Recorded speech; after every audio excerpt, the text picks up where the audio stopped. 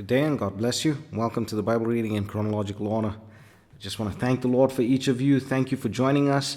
Thank you for participating with us in the reading of the Word of the Lord together. And I pray that the overview would just give us some insight and some context to the reading that we're going to be going through today. We're going to be going through Matthew chapter 8, verses 1 to 13, and Luke chapter 7. And we're going to do them in tandem as they're both speaking about the same events relatively. But we see that these passages deal with the healing of the centurion's servant. Now, Matthew opens the passage with the Lord healing a man afflicted with leprosy. Now, we must remember that leprosy in those days was a fatal disease, and those that suffered from it had to be isolated. The Jewish law prohibited the leper from being integrated into society, and if one had to touch a leper, they would be considered unclean for a period. So this is no small thing that this man would come to the Lord Jesus through the crowds and worship the Lord and request his healing. He could have actually been convicted for such an act. But this is where his faith shines through, and faith like that always moves the hand of God. Stranger still was that the Lord touched him. The Lord could have spoken the word and the man would have been healed, but rather he chose to show the finished work already by touching the man and healing him. And then the Lord does not do any of the ceremonial law that is required after touching a leper. This is deeply profound and can be studied much more thoroughly. It was after this that a Roman centurion came to the Lord Jesus and requested healing for his servant. Now again, the context is of critical importance. Israel was occupied by Rome at the time of the Lord's ministry, and a Roman, because of their supremacy, would never request anything of the Israelites. The Jews were actually regarded as less than by the Romans. But this centurion, which actually means that he was a captain of 100 soldiers, which means that he is a man of authority, comes to the Lord Jesus and refers to him as Lord, and then asks him for something that is impossible to ask of any human being. But when the Lord offers to go with him, he again shows his subjection to the Lord by saying that he is not worthy that the Lord should come into his house. And then he makes one of the most profound statements ever made. He says, "But speak the word only, and my servant shall be healed." Now, being a man of authority, he knew that if he commanded people, they had to listen and obey his voice. He knew how he himself was subject to those above him and how he would react to any orders coming from above. So by saying this, he basically proclaimed the deity of Christ, in that Christ has the power to command both the natural and the spiritual, and it has to obey him no matter what. The Lord Jesus was the supreme ruler of the seen and the unseen alike. And then Luke continues to tell of how the Lord Jesus raises a widow's son from the dead. The stir that this caused was great in the land, to the point where the people began to believe that the Lord Jesus was a great prophet, and others even believed that he was the Messiah.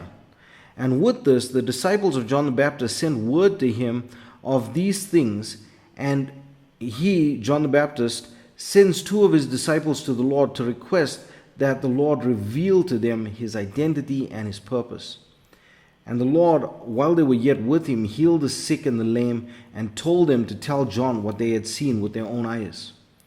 And the Lord Jesus begins to speak of the ministry of John the Baptist, which we will go through in the reading tomorrow. But the Lord shows that John was more than a prophet, as he was also the forerunner to the Messiah, and he was prophesied of by the prophet Malachi, and would turn the hearts of the fathers to the children, that is, to bring the cold, starchy leaders of Israel to the faith that is now in this young, revolutionary followers of Christ.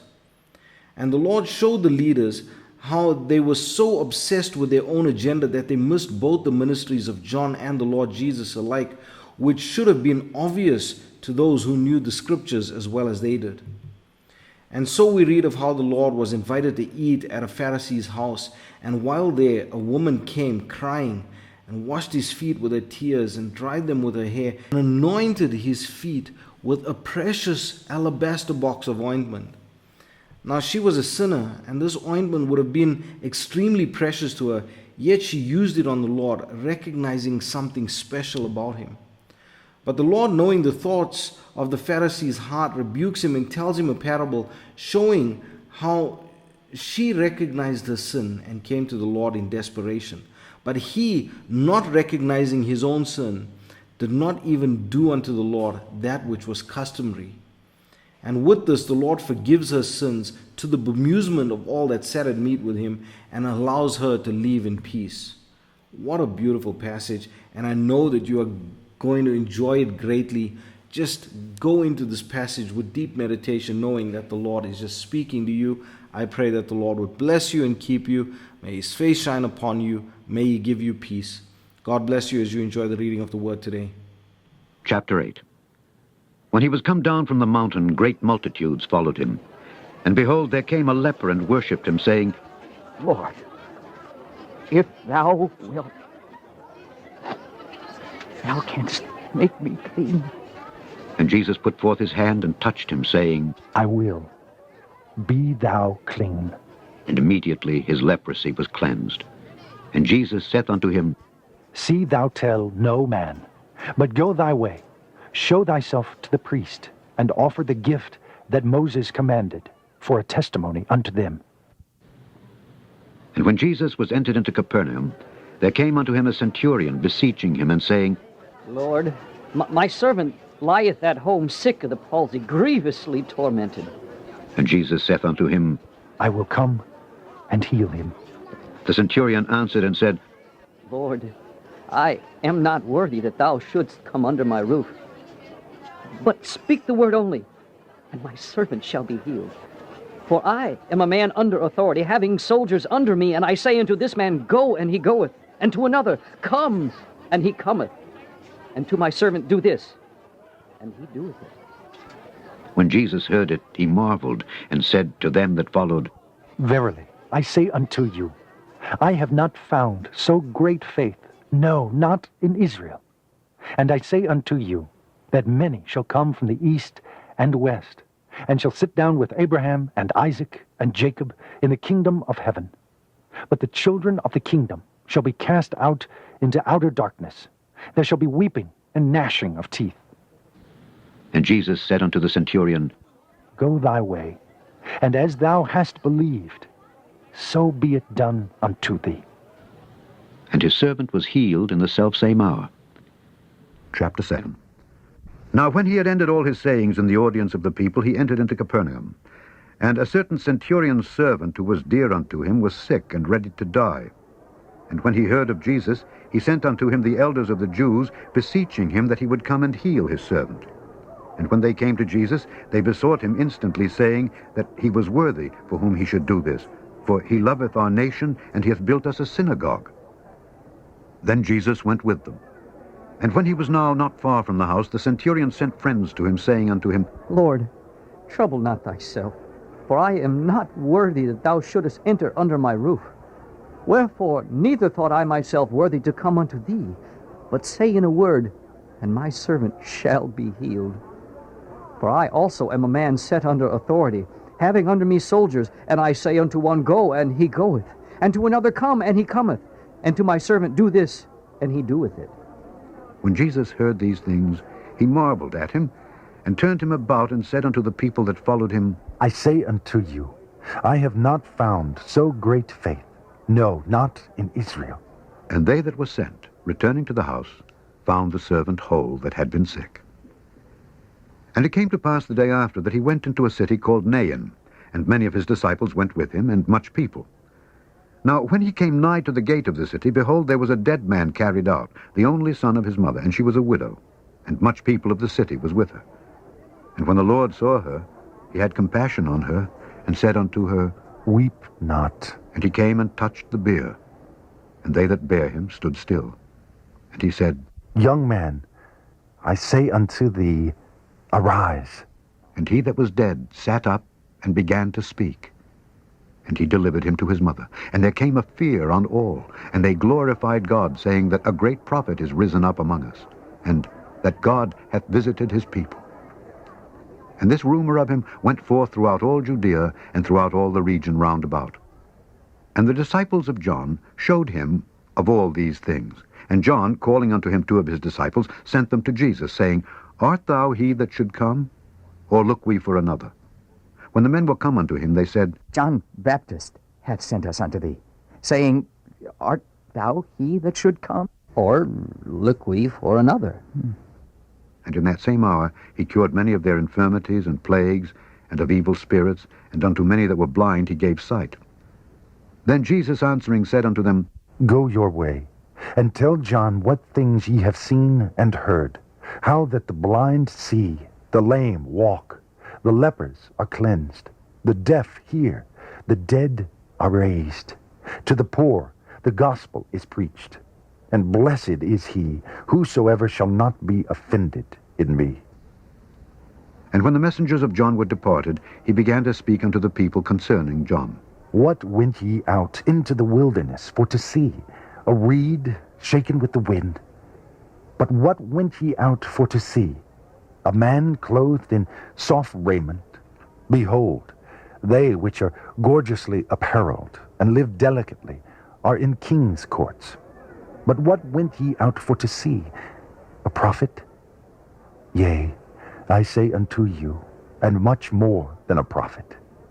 This is he of whom it is written, Behold, I send my messenger before thy face, which shall prepare thy way before thee.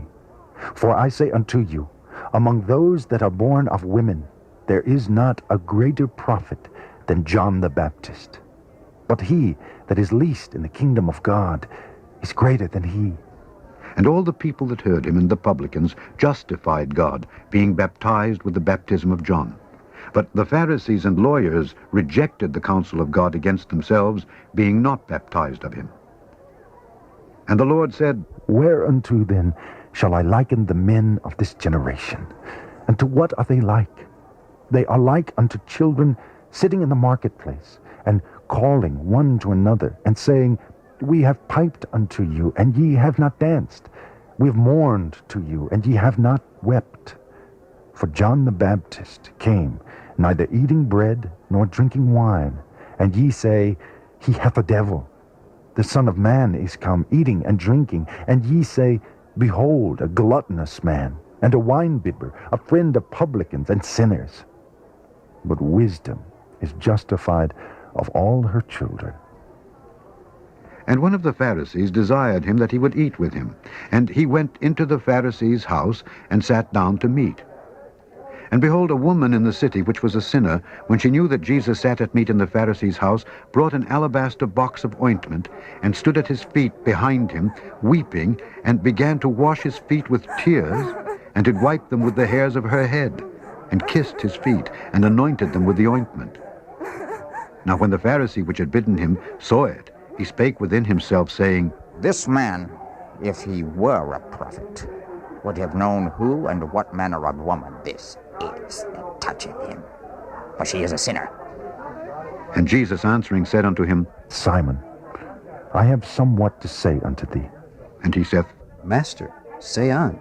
There was a certain creditor, which had 2 debtors. The one owed 500 pence, and the other 50. And when they had nothing to pay, he frankly forgave them both.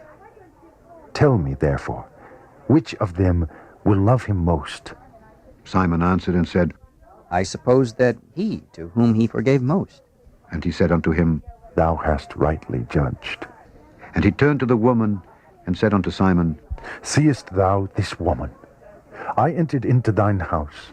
Thou gavest me no water for my feet, but she hath washed my feet with tears, and wiped them with the hairs of her head. Thou gavest me no kiss, but this woman, since the time I came in, hath not ceased to kiss my feet. My head with oil thou didst not anoint, but this woman hath anointed my feet with ointment. Wherefore I say unto thee, her sins, which are many, are forgiven. For she loved much, but to whom little is forgiven, the same loveth little. And he said unto her, Thy sins are forgiven. And they that sat at meat with him began to say within themselves, Who is this that forgiveth sins also? And he said to the woman, Thy faith hath saved thee. Go in peace.